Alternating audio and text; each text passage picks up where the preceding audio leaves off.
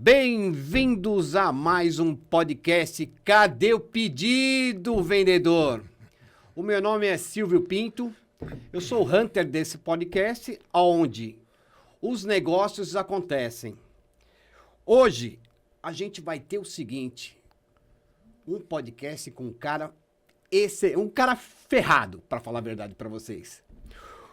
André Goldinho, nascido em Porto Alegre, foi morar e criado em Manhattan, Nova York, formado em engenharia civil, passou 15 anos desbravando a área de construção civil, nos estádios e tudo mais. O cara que escreveu um livro chamado Os 10 Mandamentos de Vendas. O cara é uma fera. André, bem-vindo. Bem-vindo. Eu que agradeço, Silvio, essa oportunidade aí.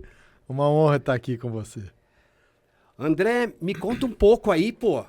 Esse fenômeno, esse livro. Esse livro eu vou te falar. Então, eu trabalhei 15 anos na engenharia civil. Aí eu quis trabalhar no multinacional, né? Surgiu essa paixão, mais ou menos ligando as raízes. Sim. Você viu que eu cresci em Nova York. Então, eu queria voltar a ter uma conexão, né? Ok. E me surgiu a oportunidade lá em Betim para trabalhar com uma empresa química canadense, que chama Woodbridge. Woodbridge, sim. Então, isso foi em 2000 e até hoje eu trabalho na Woodbridge. Woodbridge, o que ela faz? Então, a Woodbridge é uma empresa química de poliuretano. Que é o PU. Que é o PU, Okay. famoso PU. O core business da Woodbridge hoje é fazer a espuma moldada dos bancos automotivos. Sim. Então, para mais de 50% do mercado. Em todas as montadoras. Todas as montadoras. E a gente está presente não só na América do Sul, Brasil, Argentina, mas em todo o mundo. Nossa. Né? Então, eu entrei em 2000. Trabalhei 2 anos e meio em Betim, que a gente faz todos os modelos da Fiat, da Stellantis hoje, né? E voltei para os Estados Unidos com a própria Woodbridge, trabalhei em Chicago, depois trabalhei em Detroit. Aí em 2010 eu voltei para cá, já na parte de negócios, né? São anos de estrada. De histórias, né? E eles me pediram para tentar relatar, colocar isso no formato de treinamento para o pessoal, essa habilidade comercial, né? E que habilidade, hein? Mas é longe disso, né? Mas são histórias, são experiências, né?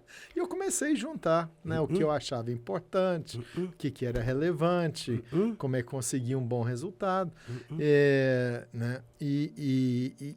Ao juntar esse material, né? Eu falei com o nosso vice-presidente, estou juntando aqui, estou formatando um treinamento, mas isso aqui dá um livro. Sim, claro, dá um livro, dá né? Um livro. Deu, né? E deu. E com o apoio da Woodbridge. A Woodbridge falou, não, então vai, taca de pau e faz o livro. E aí do livro nasceu os 2 treinamentos, que nós já fizemos, inclusive. E como é que você arrumou tempo para isso? Isso é de madrugada, de noite e final de semana. Então, coisa de mineiro. Mas aliás, a melhor hora de escrever para mim era a partir de 1h da manhã. Mas por quê? Não sei, eu acho que fica muito você. Né? Você é um cara noturno? Até que não. Até que não. Mas quando você entra no espaço seu, não tem interrupção, não tem distúrbio, e você está focado só naquilo, aí as ideias vêm e você tem que organizá-las, né? Porque para escrever um livro você tem que mergulhar, né? Tem que focar, tem que mergulhar, e tem que ter paixão, e realmente existe aquele, eu tô incentivado, hoje eu vou fazer, e vai horas e horas, como se não tivesse passado 10 minutos, mais de 4 horas escrevendo. E tem hora também que você não sai. Não vem nada, né? Então, isso eu aprendi, esse é meu primeiro livro, a minha primeira jornada. Primeiro demais, né? Então, gastei, foram 2 anos, né? Não tinha inteligência artificial para ajudar, né? Então, foi na igual unha. Você fala, na unha, né? Na unha. E foi. E eu venho aprender agora que a parte mais fácil de escrever o livro é escrever o livro. O resto, Como? Revisão, preparação de texto, análise crítica, distribuição, editora. Esse é o mundo, é um mercado literário que eu não conhecia. Então, estou lidando com isso agora. O livro está pronto, né? Eu estou buscando a editora para fazer a distribuição. Estou exatamente nesse ponto. Eu quero lançar o e-book agora, até o final do mês, e o livro físico em agosto. As pessoas, para acharem esse livro hoje, nos dias de hoje, onde eles acham? Então, aí é seguir meu Instagram. O Instagram, qual que é o Instagram? O Instagram é agodinho.autor. Fácil. Ah, e outra coisa, pessoal, a gente vai fazer uma surpresa para vocês, hein? Um sorteio desse livro, do meu amigo André Godinho. Vocês seguem, ficam até o final do programa, que a gente vai passar as instruções para vocês seguirem o nosso Instagram, comentarem, e esse livro pode ser seu. É isso aí. Agora, outra coisa, desbravando o mundo dos negócios. Você coloca praticamente 10 mandamentos, né? São 10 passos. Sim. Né? A gente começa com aquilo que eu acho mais importante, que é construindo relacionamento. Isso, né? isso. Você, se não tiver um network, se não tiver relações, você não tem onde fluir as suas oportunidades. Concordo com você. Não é? Muito. Então, e tem toda uma ciência por trás Sim. disso, né? E a gente vai colocando conceitos básicos e tentando colocar de uma forma lógica e simples. Né? Pessoas têm a intuição de como fazer. Sim. Pô, eu sou um bom vendedor, mas você já estudou? Não, mas eu sou... Tem gente que é um bom vendedor. Agora, e foi isso que me motivou a estudar. Por quê? Da onde vem essa intuição? Qual que é a lógica por trás disso? Existe uma ciência? Sim. Existe. Né? Mesmo quem não tem habilidade, tem só seguir os conceitos. Sei. Que é muito lógico, né? Concordo. Então, a gente começa com construção de relacionamentos, daí a gente vai para o mercado. Sim. Né? Então, você criou esse network de pessoas, de relações à sua volta, agora vão introduzir isso dentro do mercado. Onde você quer ir? O que você está querendo? Qual que é seu ideal? Sim. Olhando de cima. Olhando de cima. E do mercado, aí a gente vai para oportunidade e visão. Como é que você consegue identificar uma oportunidade? Como é que você trabalha aquilo? Como é que uma oportunidade pode realmente virar alguma coisa? Sim. Né? Então, a gente discute isso tudo, né? E aí, então, você tem relacionamento, mercado, isso. Oportunidade e visão. Aí a gente vai para o produto. Né? Ok. Uma venda precisa ter um produto. Tem que ter um produto. Tem que ter o cliente. Sim. Né? Que é um resultado dos seus relacionamentos. Para você adquirir ou criar oportunidade de uma venda, Sim. você tem que ter uma base de confiança entre você e você é o Isso, rei disso. Isso. Então, você concorda comigo? Concordo. Sem você se postar com uma autenticidade, com genuidade e querendo propor uma coisa para você, que é um cliente que está na minha frente. Concordo. Eu tenho que entender a sua dor. Concordo com você. O que você precisa? É isso mesmo. Né? É isso. Aquela história do Lobo de Wall Street, né? Me vende essa caneta. Você lembra? Lembro. Do Jordan Belfort. Lembro. E muito. Me lembro. Então, em síntese, aquilo é o seguinte. Não adianta...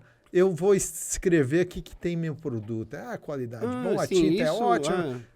Mas se você não quer, se não está precisando, eu estou perdendo meu tempo, estou perdendo o seu. Concordo com você. Né? Concordo. Então, a primeira coisa que você tem que fazer é descobrir do cliente qual que é a sua dor, qual que é a necessidade dele, qual que é a demanda, qual que é a solução que eu posso trazer a você. Com perguntas. Com perguntas abertas. né? Simplesmente perguntas abertas. No seu livro, traz essas perguntas. Nossa, traz com detalhes. E no livro eu fiz questão de colocar muitos casos reais. Então é bem ilustrado com casos meus e casos reais do mercado. Casos de sucesso e casos de insucessos, né? Básica, é importante isso. Então, no meu passo número 4, você tem lá foco a laser no cliente. Foco a laser. Nunca ouvi essa palavra. A gente tem isso no inglês, né? Que você foca naquilo que é importante. Sim. No caso é o cliente. Sim, cliente. Tudo nasce do cliente. Tudo nasce, na verdade, do relacionamento. Isso. Gera o cliente, descobre a demanda, qual solução que eu posso, dentro dos meus produtos, eu posso oferecer e vamos fazer a venda. Né? Cadê a venda? Cadê o pedido? Cadê o pedido? Cadê o pedido, vendedor? Agora, isso nos leva, eu entendendo qual que é a sua necessidade, aí eu vou escolher, preparar ou desenvolver um produto para você. Estudar, né? Na realidade é estudar. Né? Então, agora, vamos no passo número 5, é o produto. Então, desenvolvimento de produto ou serviço. Ok. Porque queira ou não queira, quando você faz a venda e está atendendo o cliente, queira você ter isso na prateleira ou ter que desenvolver, sim, você está customizando uma solução para aquele cliente. Verdade. Né? Uma combinação de produtos que você tem de prateleira resolve uma solução que o cliente está precisando naquela hora. Né? Então, aí a gente vai para o passo, né, do produto. Depois que a gente vai para onde? A gente vai para táticas de negociação. Como funciona isso? Tática de negociação é uma ciência. Né? Eu abro esse passo perguntando se a negociação é uma arte ou é uma ciência. E o que é? Não tem resposta. Não tem, né? Não tem resposta. Ele é uma combinação das duas coisas. É o que eu falei, né? Eu tenho intuição de uma habilidade de negociar, de criar rapport. Eu tenho empatia, eu entendo, eu sei escutar. Sim. Eu consigo descobrir a demanda. Né? Agora, se você tiver alguns conceitos básicos, isso te ajuda a te colocar dentro da negociação. Agora, negociação é ganha-ganha. Ganha-ganha. A negociação perfeita. É a negociação. Sim. Se tem ganha, perde. Não é uma negociação. É uma negociação. Pode acontecer. Ok. Mas eu te garanto que não vai durar. Concordo também. Concordo. Você está sempre buscando um negócio sustentável, sim, duradoura, que é baseado naquele relacionamento que você criou com as pessoas, né? Sim. A base de confiança, o lastro de confiança que você criou, sim, né? Sim. Às vezes a gente não... Você pega a Apple, por exemplo, né? Sim. Você tem iPhone? Você tem computador da Apple? Sim. Eu tenho. E todo mundo fala, mas compra o Samsung, que a câmera é melhor. Compra esse chinês aí, porque é metade do preço, a mesma coisa. Mas eu compro a Apple por causa do propósito. Né? O propósito da Apple é criar inovações. O propósito da Apple, Steve Jobs se colocou dentro do mercado oferecendo uma coisa que você não sabia que você ia precisar, mas você precisou. É o iPod. Naquela época... Você não tem idade para isso. Né? O iPod... Peraí, o iPod é aquele de música? De música. Lógico que tem. Música, né? Claro que tem. Poxa vida, eu sou da época do... Como é que chama? Walkman. Do cassete, né? Então, você pega esse exemplo, né? Para criar o iPod, ele teve que mudar o conceito do veículo de música. O LP... Foi pro CD, foi pro Laserdisc, né? Aí, como é que você vai colocar isso no iPod? Então, ele teve que transformar esse meio num digital. Ok. Nós estamos falando anos 90. Sim, né? Sim. E como é que ele fez isso? Bom, ele teve que negociar com as gravadoras e as gravadoras entenderem como é que eles iam ganhar dinheiro se você digitalizasse uma música Como é que eles ganham dinheiro com aquilo? Eu me lembro disso. Porque eles ganham dinheiro no disco, no Sim, LP. sim, Isso é sim, fácil, sim. dá para entender. Sim. Eu imprimo, põe na loja, distribuo, eles pagam, X% é meu. Agora, é um objeto, você né? coloca aquilo à disposição, como é que eu vou ganhar dinheiro? Então ele criou toda essa dinâmica para fazer isso. Eu não imaginava. Não. E depois do iPod veio o quê? Veio o smartphone. Justamente. Né? Então, eu fico até entusiasmado aqui. Não, mas eu também. Porque... Porra, isso, quando eu compro um iPhone, toda a história está ali dentro. Eu sei que por trás desse iPhone, eu estou fazendo propaganda da Apple. Não, mas atrás desse iPhone tem um propósito de sempre entregar produtos inovadores para o mercado. E é isso que eu espero, né? Então, isso é até o Simon Sinek, ele fala isso, né? É o Golden Circle. Sim.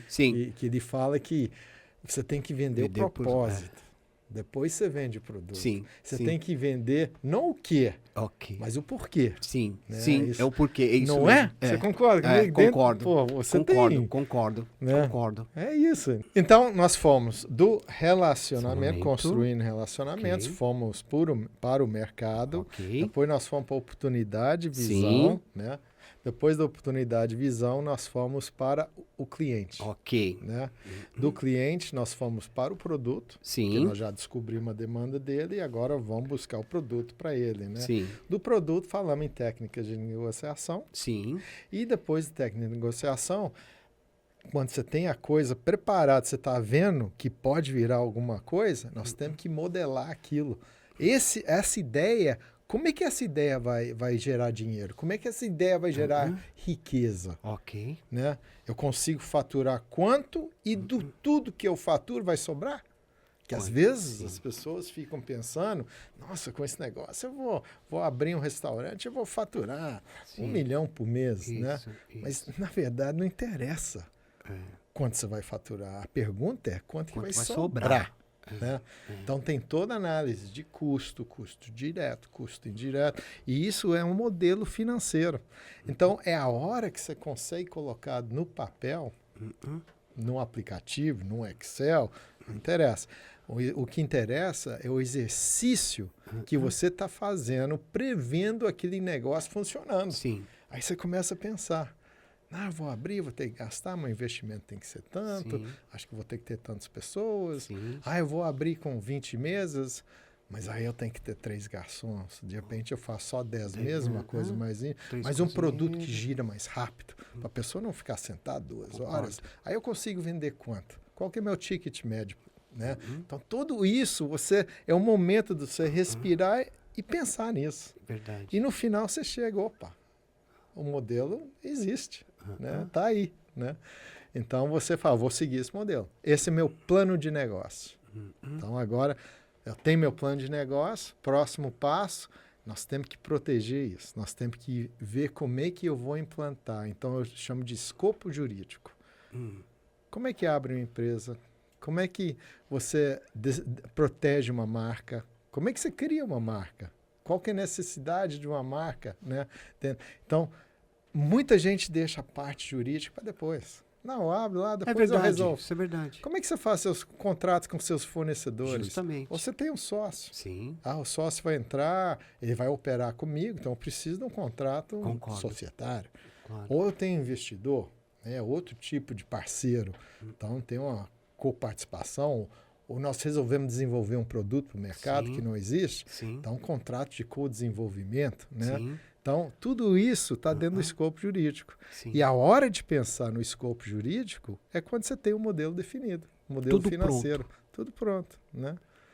E daí nós vamos para onde? Nós vamos para a ética.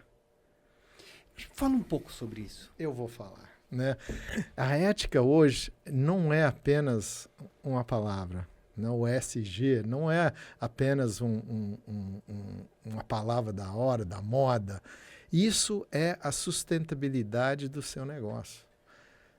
Tá? Então, voltando, agora vamos fazer um link entre os passos. Né? Criar relacionamento, laço de confiança, transparência, genuidade, autenticidade, né? Você está ali para criar uma relação duradoura comercial, sim, né? sim. Então, isso é ética, porque a partir do momento que eu faço alguma coisa que não seja ético, aquele laço de confiança que eu demorei anos para construir se quebra na hora. Questão de segundos. Então, não existe, ao meu ver, aí eu quero ver sua opinião também. Não, para mim também. Não existe um negócio sustentável sem a sinceridade, sem a autenticidade, sem a genuidade, sabendo que eu estou aqui com você para nós dois ganharmos e crescermos juntos. Nós vamos crescer juntos. Então tem que ser ético. Não tem outra saída sem ser isso, entendeu? Numa negociação, a gente trabalha muito para ter a ética, né? Aquela questão do ganha-ganha.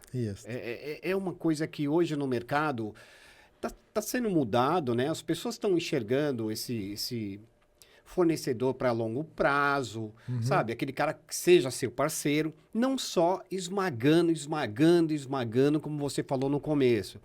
Quando acontece isso o tempo é curto. Exato. Né? Para os dois lados. Perfeito. Né? Agora, a minha pergunta, o que você acha da demissão de um cliente que trabalha dessa forma? Você demitir um cliente que não trabalha com você no sistema ganha-ganha. Então, eu acho que eu vejo, pelo menos eu estou na indústria automotiva há bastante tempo, né? Esse mercado então, é um mercado altamente competitivo, né? E você vê conceitos diferentes dependendo do cliente, sim, né? Sim, cada cliente é um cliente, né? Então, eu te falo que os clientes japoneses, de modo geral, eles buscam parcerias. Sim. Então, eles estão sempre buscando relações duras. São fiéis, né? Então, você se colocando nessa proposta de ganha-ganha, você está com eles pro resto da vida. E assim como outros, não precisa ser só japonês. Só japonês, né? sim. Agora, tem outros também que eles vão atrás dos centavos. Sim. Né? Sim. E eles sabem que daqui a pouco você vai quebrar. Concordo. Se você fechar comigo, você vai quebrar. Concordo. Mas tem que achar outro fornecedor quando isso acontecer. E o trabalho é grande. E o custo é alto. Muito. Você trocar um fornecedor no meio do caminho, o custo é alto. Eu vejo que essa mentalidade aos poucos está mudando. Você acha? Eu acho. Eu acho que aos poucos está mudando. Porque a sustentabilidade é lucro. Sustentabilidade é retorno. Concordo. Né? Então, esse jeito, como eu disse, dos japoneses, né? Como um exemplo, sim, claro.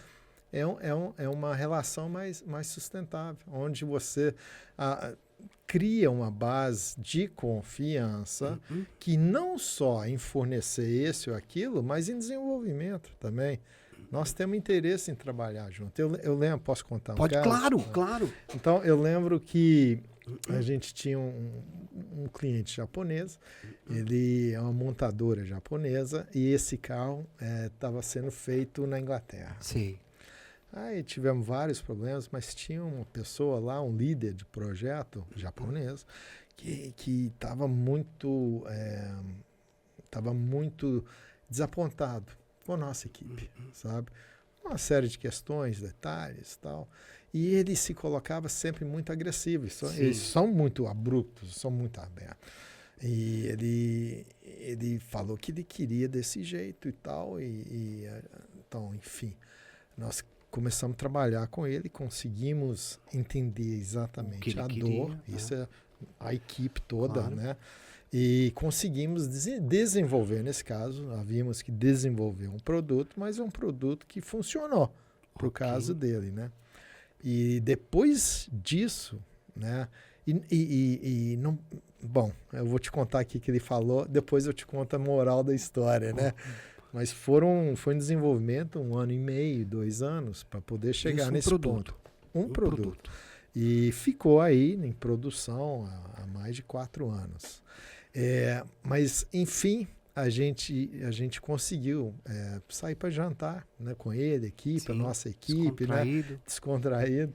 Aí eu lembro ele bebendo vinho, não falava nada de inglês, né? Aí ele me pega e toca no meu ombro assim. Aí tinha um engenheiro do meu lado traduzindo. Ele fala, Anduressa. O que é isso? É o meu nome, André, mas chama de Anduressa. Ele falou, ele tinha deixado a gente no primeiro encontro, nós ficamos no inverno, no container de 20 pés, lá na fábrica desse cliente, né? E deixou a gente lá mais de 90 minutos, no frio. No frio. E esse foi o início da relação que a gente teve que construir. Isso. Passo um, isso. Né? E ele a primeira coisa que ele falou nesse jantar, ele falou, Anduressa, peço desculpas de ter deixado vocês naquele container durante tanto tempo. Tá, ótimo. Eu falei, não precisa, faz parte, né, da relação, a gente se entendeu depois e tal. Mas eu quero falar com você que eu te empurro porque eu espero que você me empurre de volta. E juntos a gente caminha para a direção certa. Ele falou isso? Falou isso. Isso para mim foi a lição de... Então, é o jeito dele, de bruto, xingar, não sei o que e tal. É isso. Ele não quer que você baixe a cabeça. Ele quer que você siga. Você reage. Vamos juntos. Você tem a capacidade, você tem a técnica. Eu estou mostrando minha insatisfação, estou mostrando a minha dor. Para você trazer a solução. E juntos nós vamos caminhar. Isso, ao escrever o livro, naquelas madrugadas, isso? Coloquei, tá aí. Isso sempre estava batendo. Tem a ver com relacionamento, tem a ver com foco no cliente, tem a ver com produto. Ética. A ética, né? E ele não era aquele cara muito duro. Muito duro. Não conversava com ninguém e tal. O negócio era trabalho. Eu lembro que a gente ia almoçar. Essas pessoas deixam a gente até mais... você fica... Pois é. Tô incomodando. Porque não mostra. Não mostra, Não mostra a sua... Não dá um sorriso e tal. Sim. Mas a gente almoçava, depois que a coisa já estava em produção, a gente já estava trabalhando em outros produtos, a gente almoçava lá nessa fábrica. E lugar dos fornecedores era a mesa no canto, né? Lugar dos diretores era outra história, né? Sim. Mas eu lembro que ele, por respeito, ele levantava da mesa dele e vinha complementar a nossa equipe. Pô, então isso não precisa falar mais nada, né? É um exemplo. Olha, né? Isso daí prova o quê, né? Que eu estou no lugar certo, fazendo o certo, e ajudando. Isso aí. Né? O que, na realidade, a gente busca é ajudar o cliente, né? Eu, particularmente... É o que o seu livro diz. É o que o seu livro diz. Né? O que o seu livro... Olha, eu li algumas coisas dele e você colocando tudo aqui, o que está escrito nesse livro, meu amigo, isso aqui vai ser um sucesso, porque é um best-seller. Tomara, viu? Não, mas vai ser, tomara, ele vai ser. Tomara. Porque você colocou coração, você colocou a sua experiência dentro do negócio e quantos anos não estão aqui dentro. Com certeza. E as pessoas querem saber. Exato. Porque, olha, eu sou muito curioso e eu sempre procuro novo. E o que você colocou agora? O estudo. O vendedor, ele precisa estudar. Ele precisa estudar. Olha, uma das coisas, às vezes, que diz o seguinte. O cara, para ser vendedor, ele não é talento. Mas eu fui um cara que joguei bola. Para ser vendedor, você tem que ter um pouco de talento também. Você tem que ter um talento. Tem que ter. Talento de ter ética, talento do jeito com as pessoas. Esse tipo de coisa que você colocou no seu livro. E isso está no seu livro. Isso está. Olha, André, olha, eu sinceramente, olha, para mim, Tá sendo demais mesmo. Obrigado. Agora, uma outra coisa. Uhum. Me conta um pouco dessa sua empresa aí, a Woodbridge. Woodbridge, sim. Isso. Então, é uma empresa canadense. Ela é canadense. É canadense, é baseado lá em Toronto, na cidade chamada Mississauga. Nunca ouvi falar disso, não. Nunca. Toronto é até muito perto, próximo a Michigan, a Detroit. Então, Sim. tem escritórios em Ok. Detroit, tem escritórios no Canadá e tem várias fábricas, né? Nos Estados Unidos, no Canadá, no México, Brasil, Argentina. Só no Brasil nós temos 5, a Argentina São tem 5 uma fábrica. fábricas aqui? Sim. Aonde ficam as fábricas? A gente tem uma fábrica em Betim, Betim, que é Minas. perto de Stellantis. Ok. Né? A gente tem uma outra fábrica no corredor asiático, que a gente chama, que fica em Capivari. Capivari é Por quê? perto de Piracicaba. Sim, mas por quê? Porque ali corredor? tá os 3 montadoras, Hyundai, Honda e Toyota estão ali. Verdade, né? verdade. Então a gente está justamente perto, porque a espuma, Silvio, a espuma é muito volumoso, ela não transporta bem. É, né? eu não tenho noção. Pois né? ela é leve, só que Sim, é volumosa. volumoso. Então a gente tem que colocar a fábrica próxima às montadoras.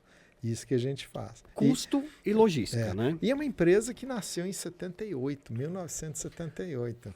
E falando em ética, em propósito, né? Por isso que eu tenho paixão pela Woodbridge, né? Ele nasceu da seguinte forma. Em 78, tinha uma fábrica de PU da Monsanto. Monsanto, eu já vendi para essa empresa. É isso, tecidos. Sim, né? eu já vendi. E eles tinham essa operação de poliuretano em 78. Que não era falado, né? Não era muito falado. Era o início, né? de toda uma ciência. Mas... E naquela época resolveram fechar a fábrica. Né? E a fábrica fica numa cidade chamada Woodbridge. Daí nasceu o nome Woodbridge. É a cidade dos italianos, lá de Toronto. Okay. Tudo ali junto. Né? E naquela época... o gerente de processos, né, que chama Bob Beamish, né, ele juntou com o pessoal e falou, gente, não vamos deixar fechar a fábrica, porque as nossas famílias dependem do que a gente faz. Vamos fazer uma proposta e vamos ficar com essa fábrica. E fizeram a proposta, desenvolveram um negócio, criaram tecnologias avançadíssimas que a gente detém até hoje.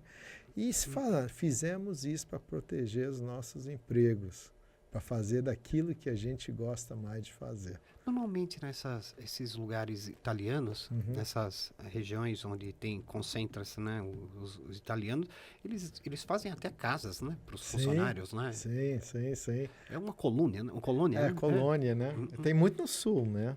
Depois da Segunda Guerra, vem muito italiano e alemão para o sul, né? A minha mãe e meu pai trabalhou para Matarazzo. Matarazzo, em Santa Rosa do Viterbo.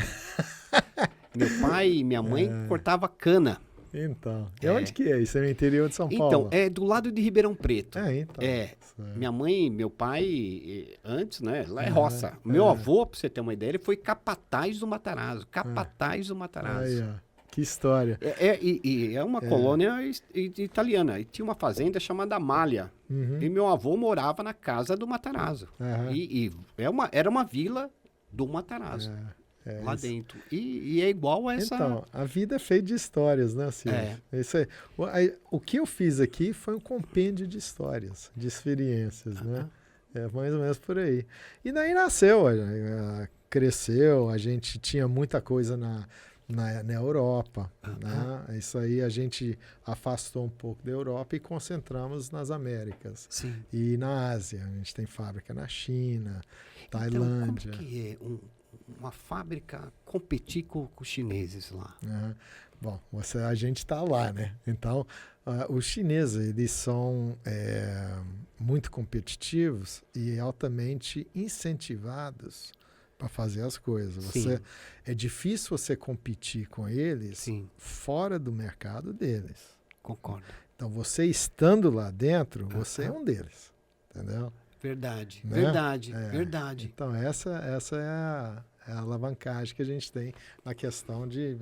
E a outra parte é a integração. Então, a Woodbridge hoje, ela tem uma outra empresa chamada Zanaten. Zanaten. Zanaten.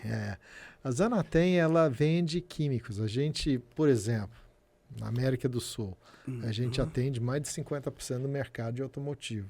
Ô, louco. Então, todos os carros da Fiat têm a espuma nos bancos. A Hyundai tem 100% nossa espuma. A gente vende para a Honda, para a Toyota, né? Para os franceses. Então, a gente tem uma participação no mercado grande. E a gente movimenta por mês mais de 1.000 toneladas métricas de químico de poliuretano, né? Então, a gente tem uma empresa que também serve ao mercado externo, né? A gente tem associações hoje, parceiros muito bons. A gente trabalha com a Marco Polo, que Marco fabrica Polo carroceria. Carroceria de ônibus. Nós somos parceiros da Marco Polo. A gente tem uma fábrica dentro da Marco Polo. E onde vai na carroceria isso daí? São os bancos, né? Todos os bancos. Todos os bancos saem dessa fábrica. Eu que é um joint venture. Essa fábrica é um joint venture entre a gente e a Marco Polo. Outro parceiro que a gente tem é a Henkel, né? O dono da Loctite. Super Bonder, Prit e tal, também é um parceiro nosso. Nossa. Então a gente se coloca para essas empresas como expert de PU. Sim, mas são, né? Nós estamos aqui, né? Você não precisa criar um departamento de poliuretano. Pô, nós temos 78 para cá, nós temos mais de 45 anos de experiência. Sim. Né? De tecnologia, de ciência, né? de experiência em produtos, né? Então a gente está aí para desenvolver o que você precisa. Sim. Então essa é a nossa postura dentro dos mercados. E a Woodbridge é muito respeitada. E a Zanaten está ganhando cada vez mais mercado. Mais mercado. É uma empresa do grupo, né? A empresa do grupo. Nossa, agora eu sinceramente eu fiquei abismado de você ter 50% do mercado. Sim. E eu nunca ouvi falar na empresa. Para falar, eu estou ouvindo, né? É bem específico, né? Justamente. Mas é bom falar, né? Mas tem que falar de uma empresa dessa, né? Porque uma empresa, para ter uma pessoa como você, só pode ser, né? Best, né? Eu sou apenas um soldado. Assim. Nada, rapaz, nada. Hoje você tem uma equipe grande? A gente trabalha, então, esse mercado... A nossa tecnologia é muito automatizada. Automatizada. Muito automatizada. Então, nas fábricas tem bastante gente, mas não tanto que você imagina, né? Sim. A gente, não só a parte de químicos, mas a gente faz corte, costura para fazer as capas do apoio de braço, apoio de cabeça. A gente entrega a peça pronta, né? Aí a gente tem um exército de costureiras, né? Espalhado pelo Brasil. Dentro da fábrica, dentro das fábricas. Então a gente faz todas essas partes, né? E isso nasceu também de um desejo de um dos nossos clientes, uma dor que ele estava tendo com o fornecedor e precisava uma outra alternativa. Aí a gente não fazia esse produto no Brasil, mas fazia fora. Então, é uma empresa global, a gente tem mais de 20 anos com esse produto lá fora, te garanto o seguinte, a gente vai trazer essa alternativa para você. E toda a equipe nossa, dos Estados Unidos, do Canadá e do México, vai ficar aqui até a gente te entregar o primeiro lote. E assim foi. Então, a gente fala um negócio na Woodbridge que é One Winning Team. Essa é a força. Na hora que eu chego para você, eu percebo qual que é a sua dor, a sua necessidade. Eu sei que atrás de mim, eu tenho os melhores cientistas, melhores equipes técnicos. Nossa. E eu posso fazer. E eu garanto, eu ponho na mesa que eu te entrego. E eu entrego. Por causa do time. Você sabe que tem muita pouca gente que faz isso que você fez agora, sabia? Eu entrego. Isso aí. E outro ponto que eu aprendi com os japoneses, né? Se você não entrega na data, A pergunta é, mas você falou que ia entregar, não estou entendendo por que não entregou. Se você falou que ia entregar... Concordo com você. Então, o compromisso é confiabilidade. Eu também sou muito chato com isso. Tem que ter compromisso. Muito. Tem que ter compromisso. Faz parte do lastro de confiabilidade, da confiança, né? E é uma parte muito importante. É muito importante. Totalmente. Então, isso cria reputação, né? Isso cria respeito dos dois lados. Concordo, né? concordo. Porque uma relação de venda, Sim. existe um compromisso dos dois lados. Sim. Do meu lado, para desenvolver e te entregar Sim. o produto, do seu lado, de pagar aquilo que eu estou entregando. Sim. Conforme nós acertamos. É a relação, né? É a relação, né? E tem que ser simples, né? Eu acho que a relação tem que ser simples. O negócio tem que ser simples. Você sabe de uma coisa, André, que você colocou uma coisa agora, simplicidade. Eu acho, no meu modo de enxergar, leigo, a venda é simples demais, cara. As pessoas estão enfeitando de uma maneira... Concordo com você. Eu não é falando das pessoas que falam na internet, tudo bem, cada um tem o seu método, mas estão enfeitando demais por uma coisa tão simples. Você colocou em 10 passos, em simplicidade, o que as pessoas enfeitam um pavão de uma maneira que não é verdade isso? Aí as pessoas, mas lucro líquido, não sei o quê, e tal, payback, taxa interna de retorno. Você não quer... Mas é tão simples. É só entender que você vai ver onde que encaixa. Que vai encaixar. Né? São conceitos. Sim. Precisa estudar. Precisa fazer um curso sobre isso, não. Sim. É entender o conceito e você vai ver onde que encaixa. Eu concordo com você. Não é? Eu concordo e muito. Você sabe de uma coisa que... Você colocou um ponto aqui do japonês que me lembrou uma coisa muito... Uma vez eu estava numa negociação, eu estava na Votorantim. Sei. Cargill, Danone e Sadia. Negociação brava num contrato para todas as plantas. Um negócio violento. Era coisa enorme. O presidente que era uma divisão da Votorantim, não havia conseguido esse processo numa outra tomada de preço, um bid, né, que teve. Me colocaram isso daí, mas tipo assim, não vai pegar. Eu senti que na hora que me deram isso daí, falaram, não vai conseguir. André, foram 8 reuniões que eu precisei sentar do lado da Cargill, que foi o único que riu para mim. Eram 8 pessoas de um lado e 4 do lado do Votorantim. Eu tinha que chegar eu estava aqui. Eu tinha que chegar do lado desse cara aqui. Demorou 8 reuniões para mim chegar. Isso aí. Que era o cara que eu falei, esse cara tá do meu lado. É isso aí. Então, essa mágica, né? Que eu digo uma mágica, essa percepção do cliente, você entender, você colocou muito entendimento, né, do seu cliente, a dor, você falou muito. E eu estava entendendo, só que ele estava me passando a dor de uma forma que eu estava conseguindo digerir. Porque dentro das duas empresas, eram pessoas que só pensavam em preço. Ele já não. Era um cara mais jovem, que ele pensava nessa relação ganha-ganha. Ele pensava aquilo lá. Resumindo, no final, peguei o bendito do contato. Perfeito. Peguei o contrato. Parabéns. 2 semanas pedi a conta. Foi muito forte aquilo lá pra mim, cara. Foi muito estresse. Aí eu falei, não, deixa eu voar em outro lugar. Porque eu pegando aquilo lá, eu falei, não, eu posso mais em outro lugar. O reconhecimento, ele não veio para mim. Eu precisava do reconhecimento. Então eu fui voar. Perfeito. Você teve alguma negociação pesada nesse seu...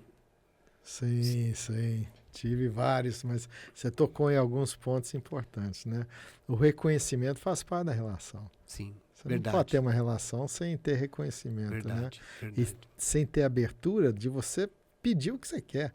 Concordo. O nosso trabalho falar o que a gente quer. Concordo. Se você não fala, É verdade. não vou falar porque o cara não vai aceitar. Não interessa, você tem que falar o que você quer. Verdade. E as coisas se ajeitam, né? Verdade. E aquele exemplo que você deu ali, que foi muito bom, é porque tudo são as pessoas. Sim. Né?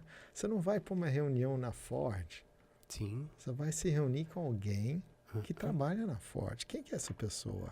Né? Essa pessoa trabalha em que departamento? Tem quanto tempo que trabalha lá? Você Qual que é estuda, o né? nível de experiência da pessoa? Estudo Né? também. Lógico. É. Você tem as personalidades, né? Você tem você tem o que eu chamo de perfis, né? Sim. Os clientes têm perfis diferentes. Tem personalidades como pessoas. Personalidade é nato, né? Você tem uma personalidade. Sim. Você mudar uma personalidade é um trabalho. Tem que ser, né, trabalhado com um expert, né? Um psicólogo. Né? E agora você tem o perfil. Né? Os clientes adotam certos perfis. Tem uma ligação com relação às personalidades, né? E tem a parte comunicativa, né, do cliente. Então, como é que o cliente consegue processar a informação que você está dando para ele? É auditivo? É sinestésico? É visual? São os três, né? Então, você tem que estar atento a isso. Okay. Você tem que estudar, saber com quem você está falando. Às vezes, você trazer um gráfico, não sei o quê, cheio de números... Você está falando grego. Não quero isso, não. É uma pessoa mais afável. Eu quero te conhecer. Quero saber com quem que eu estou tratando. Concordo. Então, você muda o discurso. Você tem que se adaptar. E veja bem, não é ser superficial. Concordo. Não é ser falso. Você tem que sempre manter a autenticidade. Sim. Mas você tem que falar aquilo que é apropriado naquele momento para aquela pessoa. Concordo. Para você conseguir entregar uma mensagem mais clara, né? Então, você me perguntou, né, de um exemplo, né, uma negociação. Então, nós tivemos um momento na própria negociação que nós tivemos de colocar esse produto, que veio lá de fora para cá, teve alguns compromissos. Sim. Quando eu bati na mesa, nós tivemos que assumir, né? E a pressão é muito grande. Claro que né? é. Quando eu falo japonês, não estou sendo justo com os outros. Nós trabalhamos com coreanos, nós trabalhamos com americanos, nós trabalhamos com chineses. E a gente aprende com cada um deles. Cada um nos fornece um pouco de experiência da sua cultura. Sim. Né? Então, acho que essa fluência multicultural é o que faz a gente crescer. Sim, né? Sim. Então você tem que tomar, às vezes, a decisão em alguns momentos, em alguns negócios, Sim. onde você fala, ó, esse aqui eu consigo ganhar aqui, consigo ganhar ali. Você consegue criar uma moeda de troca. Às vezes não é só no preço. Sim. Às vezes você consegue Sim. ter outros... como é que a gente fala? Você tem outros produtos, outros maneiras. Mix de coisa, né? Você me paga isso, eu te dou frete. Isso, né? sim. Ou é uma negociação. É tudo uma negociação. Então, a gente não pode ser muito rígido naquilo que a gente tem que entender, ouvir. A escuta ativa é básica. E uma vez que você faz isso, você consegue chegar num acordo. O cliente, ele vai dando, no final das coisas, tá lá sentado duas pessoas que precisam de uma coisa. Sim. Se eu e você estiver alinhado, essa uma coisa vai acontecer. Concordo com você. Não é? Concordo com você. Concordo. E o que acontece para não ter essa coisa entre as duas pessoas? Porque eu olho para o Silvio e falo, não, Silvio, você não está inspirando confiança. Sim, Pô, concordo. Se a nossa conversa hoje não está indo bem, como é que você vai me fornecer um negócio durante 10 anos? Também penso assim. Não é? Penso assim. Então, tem que partir daqui. Tem que partir do agora, uma relação simples, objetiva e com compromisso. Eu percebo que você consegue ler a pessoa com uma facilidade muito grande. Eu também tenho essa facilidade. Eu leio muito e é muito rápido. Eu sei que esse aqui, se eu ir por aqui, não vai dar certo. Exatamente. Esse aqui eu tenho que ir desse jeito, esse aqui eu tenho que recuar, respirar, deixar no meu estoque o cliente e depois eu avanço com ele. Exatamente. Isso, eu faço muito. Tem hora que, olha, realmente, no momento eu não consigo te atender. Né? Não existe aquela coisa. Eu sou um cara da área comercial e vivo disso. Só que eu sei o meu lugar.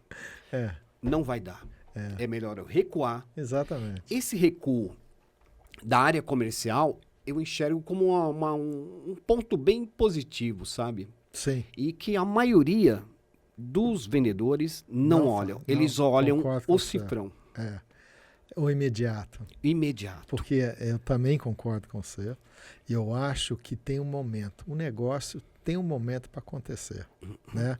Então, às vezes, você está aí, você está fazendo a apresentação do seu produto, das suas expertise, do seu serviço e tal, mas ainda não apareceu a necessidade. Sim. Já entendi o que você está fazendo. Sim. Eu tenho alguma coisa tal, mas talvez daqui a 1 ano, 2 anos. Concordo. Então, eu falo 3 P's. Né? Tem que ter o propósito, tem que ter a persistência e tem que ter a paciência. Você tem que respeitar o momento da pessoa que está do lado de lá. Às vezes aquilo não é o momento, né? Então, você tem que estar presente. Você tem que estar acompanhando o processo. Sim. A sua hora vai chegar. Né? E chega. Enquanto tiver relacionamento, chega. Né? E às vezes na própria mesa, na mesa de negociação, a coisa chegou não vai. Mas em vez de desistir, você fala, deixa eu fumar um cigarro, deixa eu pegar um telefone, atender. Volta 20 minutos depois, que a coisa muda. Os ânimos se acalmam, né? As pessoas se refletem, né? E você começa a pensar nas moedas de troca. A resiliência. A resiliência, exatamente. E você fala muito dela, né? Fala da resiliência, né? Pessoal, olha, aqui, ó. O livro do meu amigo André. Outra coisa, hein? A gente vai ter um sorteio desse livro. Depois a gente vai passar os Instagrams, vocês vão seguirem, comentarem. E esse livro aqui pode ser seu, hein? Pode ser seu. Mas, André, olha, voltando, ainda continuando desse negócio da persistência. Eu sou um cara muito persistente, mas não sou aquele cara insistente. Eu não sou. Boa. Eu sou persistente. Eu cheguei uma hora, falei assim, eu vou vender na Odebrecht. Eu fui lá e vendi na Odebrecht. E mantive a Odebrecht durante 20 anos. Isso aí. Eu falei, eu vou trabalhar na Votorantim. Isso eu coloquei para mim. Entrei na Votorantim. Fiz o meu trabalho, não fui reconhecido, pedi boa tarde, deixa eu voar, né? Isso aí. Mas eu vou te falar uma coisa, eu fui muito feliz por ter feito parte daquela equipe. A equipe era muito boa, mas o reconhecimento, às vezes, é o meu gestor que não me enxergou direito, né? E eu segui meu caminho. Agora, esse livro aqui, André, ele traz a esperança pra gente vendedor, cara. Porque esses pontos que você colocou aqui, nessa aula que você deu aqui pra gente, sobre o seu livro, pelo seu conhecimento, pela sua inteligência, pela sua persistência, a sua ética, traz um gostinho pra gente de ler esse produto, né? Mas tomara que sirva, né? E eu tentei colocar no formato de guia prático. Então, às vezes você não quer ler, você tem algum passo que te interessa mais naquele momento, pode ler o passo. Isso, ele vai te resolver. Isso. Eu vou ler o outro passo aí. Faltou falar do 10º passo, que ele é... Bom, agora eu tenho meu modelo, eu já fiz meus contratos, né? Eu sei que eu vou trabalhar dentro da ética, eu valorizo os relacionamentos. O que eu preciso agora para abrir o negócio? o que precisa. Então, aí a gente coloca os conceitos corporativos de produção, os KPIs, né? Que você precisa, como é que você vai medir o seu avanço, a sua evolução, a sua produção, né? Como é que você vai criar um ambiente, um processo robusto, né? Sustentável. Qual que é a importância da liderança? Então, eu toco um pouco nisso tudo para a pessoa, antes de abrir, fica pensando, bom, agora eu preciso disso. Beleza. A pessoa não ser pego de surpresa. Eu preciso de uma boa equipe, eu preciso saber como é que eu vou escolher as pessoas, como é que eu quero, qual que é a atitude que eu quero dentro da empresa, entendeu? Então é isso. Isso tipo finaliza aquela primeira etapa, né? Abrir o negócio já vai ser o segundo livro. E aí? E depois que abriu? Exatamente. E aí? Mas isso aí. Isso foi a primeira parte, né? Mas tá aí. A sua ideia está na sua cabeça. Verdade. Como fazer essa ideia virar alguma coisa? Como realizar um ideal seu? Como realizar uma paixão? Uma visão. Você tem uma visão. Como é que eu realizo? Como é que eu consigo saber se essa visão pode virar um negócio e pode ser sustentável, realmente pode gerar riquezas para mim, pode gerar empregos, né? Então, os passos mais ou menos dizem isso. É o fluxo criativo, né? Para você chegar do ideal para o atual, né? Para o real, né? Então, isso aí. Me diga uma coisa, André, também. Você tem um hobby aí que é o xadrez e o tênis. Me fala do tênis aí. Como é que é esse negócio do tênis? Eu vou te falar.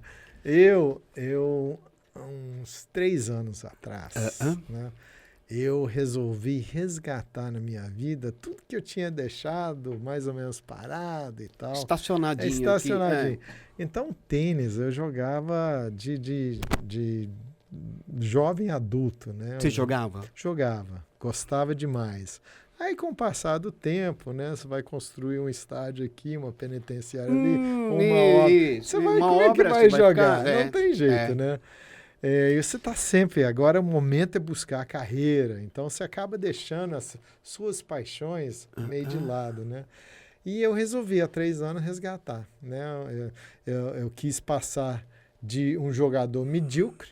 Eu quis passar, a gente tem uma evolução de classes, né? No 5ª classe, 4ª classe, 1ª classe. Então eu falei, não, eu quero chegar na 3ª classe. Não estou lá, mas pelo menos eu deixei o 5º, eu estou entrando no 4º. Persistência, né? Persistência, né? E paixão, né? Aquilo você pisa na quadra, você esquece da vida, né? E é tão simples, só que você tem que trabalhar. Porque você quer bater numa bola com raquete e fazer a bola pingar do lado de lá num determinado lugar. É muito simples o jogo. Mas aí é treino, disciplina, né? E a busca. Eu acho que essa busca por fazer... Eu aprendi uma coisa também. Você aí acaba gastando tempo para jogar o tênis, mas isso não é tempo perdido. Porque isso é combustível, isso é energia. Para você encarar, as paixões se interligam, né? Trabalhar aqui com esse livro, trabalhar na Woodbridge, buscar negócios, captar, isso é minha paixão. Então, uma coisa energiza a outra coisa, né? Então, não é tempo perdido, não. Não tem tempo para jogar. Tem tempo. Você tem que ter uma paixão. Fora o trabalho, você tem que ter uma paixão para acompanhar o trabalho. Verdade. E tem que fazer o que você gosta. Tem que trabalhar naquilo que você gosta. Eu também concordo com você. Concorda? E o xadrez? O xadrez Nunca soube mexer, nem dama. O xadrez de pequeno também. Então, eu perdi meu pai cedo. Tem muito a ver, né? Tem. Só tem. Eu faço uma analogia do xadrez. Tem muito aí. a ver. Xadrez é antecipação. Como assim? Você tem que sentar no tabuleiro de xadrez. Você está com a pessoa do outro lado, você tem que antecipar o próximo passo dele para você criar a sua estratégia. né? Eu vou te dar, os mestres de xadrez, eles conseguem fazer uma leitura 3 jogadas, mestre, Ok. 3 jogadas na frente, de tão complexo que é, né? Se você, um amador, conseguir visualizar a próxima jogada do outro jogador, você consegue montar uma estratégia. Você tem que ter uma estratégia. Não é só você dar o checkmate na rainha, mas você tem que falar, eu vou abordar com meus peões, eu vou deixar o cavalo para entrar, porque ele consegue pular os espaços, né? E você tem um plano para chegar. Você pode até montar uma jogada, mas a sua jogada às vezes não funciona por causa da jogada do outro. Verdade. Mas você pode levar o outro a atacar de um lado para ele se defender daquele lado. E aquela rainha que ia me atrapalhar a jogada aqui, ele vai usar para defender a turma de lá. Aí você começa a voltar na sua estratégia. Então, um jogo de antecipação. É um jogo de antecipação. Eu nunca imaginei isso daí, para falar a verdade. Nunca. Isso é uma coisa que eu jogava. Eu perdi o pai cedo, mas eu lembro que eu ia com meu pai para clube de xadrez. A gente jogava xadrez no clube de xadrez, juro. Seu pai também jogava? Jogava, meu pai jogava. Olha, eu conheço muito pouca gente que joga xadrez. Eu não sei se as pessoas jogam bem, mas assim, falar, o meu pai jogava, eu nunca ouvi ninguém falar, para falar a verdade. Eu nunca vi isso daí. Pois é. O seu pai era de Minas? É de Minas. De Minas. Ele se migrou para os Estados Unidos no final dos anos 50. E por que eu cresci em Nova York? Né? Eu nasci em Porto Alegre. Sim, e foi minha mãe gaúcha, daí que foi Porto Alegre, e ela se migrou para os Estados Unidos já jovem. Meu tio, que trabalhava na Varig, em Porto Alegre, foi no início dos anos 50 montar o primeiro escritório da Varig em Nova York, e levou minha mãe. Aí minha mãe conheceu meu pai lá, e resolveram que eu tinha que nascer no Brasil. Vieram. Você nasceu aqui? Eu nasci em Porto Alegre. Aí, no dia que eu nasci, o que aconteceu? O Jânio Quadros renunciou. No dia 27 de agosto de 1961. Minha esposa é dia 28. Aí, ó. Minha tá filha, vendo? você é virgem. Virgem, exatamente. Então, naquela época, foi um pouco confuso. Achavam que a revolução ia ser ali. E foram embora. Pegaram o primeiro... Eu não tinha nem um mês quando voltei para os Estados Unidos. Eu lembro que eu não lembro, né? Meu pai contava que quando nós passamos na imigração, o oficial falou, vocês estão aqui com o imigrante mais novo dos Estados Unidos. Jura? Não tinha nem um mês. Não tinha, né? É verdade, né? Porque, gente, e aí você ficou lá até... Fiquei lá até os 14 anos. 14, Aí, 14 anos, viemos pro... Estudou nas escolas lá? Sim, tudo. sim. Aí, com 14 anos, fomos para Belo Horizonte. Porque meu pai era de Belo Horizonte. Sim, então, tinha o lance da família e tal. E daí fiz engenharia, conheci a esposa na engenharia, casei com ela. Você conheceu na engenharia? Na engenharia, Ela é engenheira também? Ela é engenheira e depois virou advogada. Nossa senhora, André. E a italiana, a família italiana. Nossa, meu. Então, Mas isso aí. E outra coisa é o apoio da família para fazer isso aqui. Tem que ser você grande. Sacrifica noite, Isso. sacrifica final de semana. Sim. E me apoiaram sempre. Então, eu Você até tem filho, aceito André? isso. Eu tenho 2 meninas. Uma mora na Escócia e outra mora comigo. Na Escócia. Na Escócia. Ela tá terminando o doutorado em matemática, né? Se pode. Porra. E agora a Marina está procurando um pós-doc. E está com algumas opções, inclusive no Japão. Na Itália, ela está olhando as opções dela. E daqui a pouco ela mora com embarca você ainda? Não, essa Marina que mora na Escócia. Na Escócia. Então ela vai ficar... A Carol, que mora com a gente, ela é mais do lado, está fazendo psicologia, professora de yoga. Então ela é do lado mais zen. Mais zen, então, né? Eu tenho uma matemática e eu tenho uma psicóloga. E virgem, eu vou te falar uma coisa, é organizado demais. Dá até raiva. Porque eu tenho a minha esposa, pelo amor de Deus. A minha filha é de virgem também, é dia 23. A minha esposa é dia 28. A Beatriz é desorganizada. ela também estuda direito. Estuda direito. Estuda direito. É por causa da avô, né? O avô era advogado, como tinha uma ligação muito forte com o avô, foi fazer direito. Mas já quer pular. Ela vai terminar porque tem que terminar uma faculdade, mas já quer ir para outra coisa. E tem mas que fazer, isso. Tem que ser feliz. Tem que ser feliz. Você sabe que eu ouvi uma coisa? É. A Maria Gabriela, aquela que fazia entrevista. Sim. Uma vez eu vi uma entrevista dela que ela falou o seguinte, que chegou um momento que ela percebeu na vida dela que ela não queria mais ganhar dinheiro e guardar dinheiro. Uhum. Ela percebeu que ela poderia gastar o dinheiro que ela ganhou e ficar guardando. Que ela falou o seguinte, amanhã eu morro, acabou meu dinheiro. Exatamente. Eu vou acabar com ele em vida.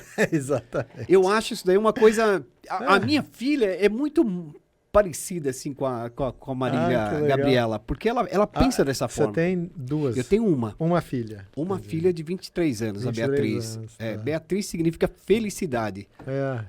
A minha esposa chama Vânia Beatriz. Eu sou o Silvio, minha esposa é Silvia. Silvia. Perfeito.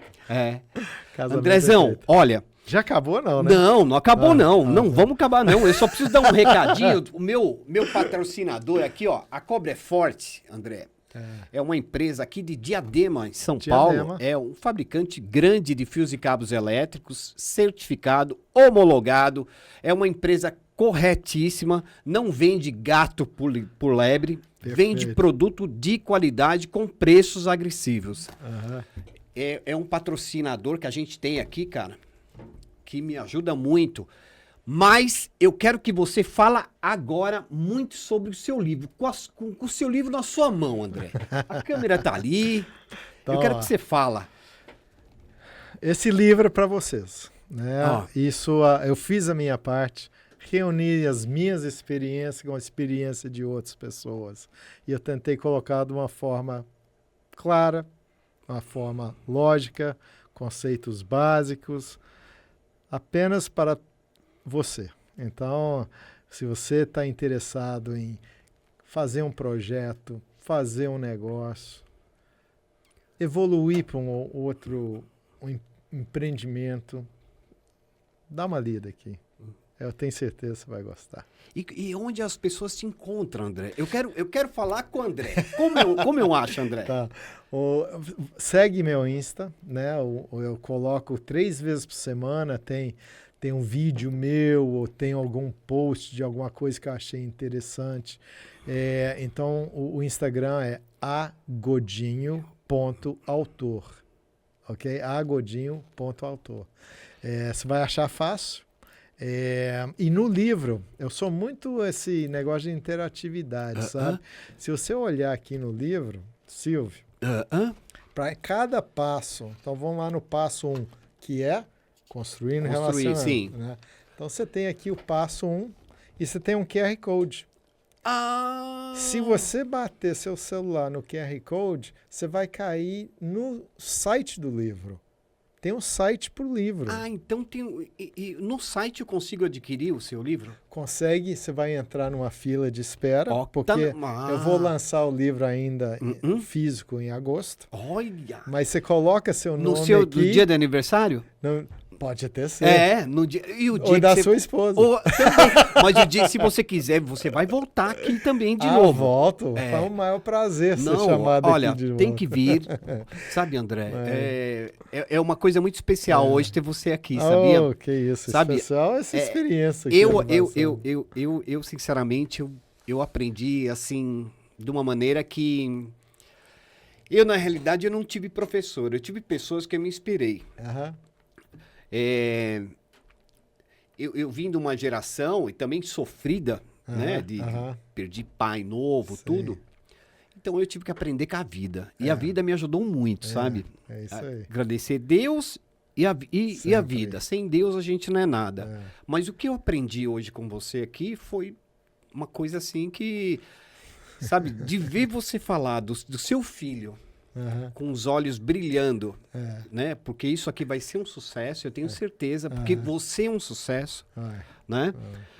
eu aprender os 10 passos, uma coisa tão simples que você explanou aqui em coisa de 20 minutos, você colocou tudo. Uma coisa, a venda, ela é simples. Isso. A ética é simples. Isso. O relacionamento é simples. Você colocou tudo aqui para mim. Isso. E eu fico muito feliz de ter tido você aqui, que você volte mais vezes, tá? Sempre, Eu espero que você volte mesmo.